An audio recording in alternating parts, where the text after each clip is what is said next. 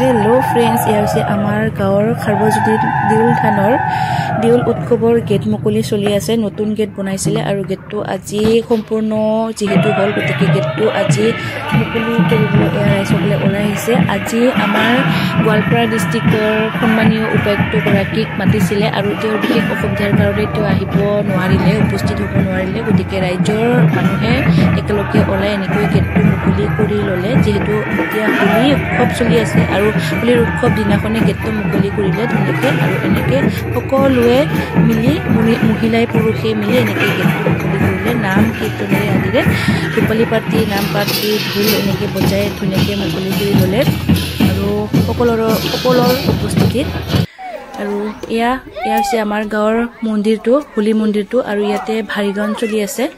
আমি চাবলৈ আহিলো আৰু ফ্ৰেন্ডছ এয়া চাওক ভাৰী গান চলি আছে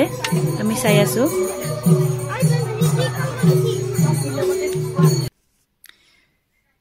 ভিডিঅ'টি চোৱাৰ বাবে বহুত বহুত ধন্যবাদ থাকিল আপোনালোকলৈ বাই বাই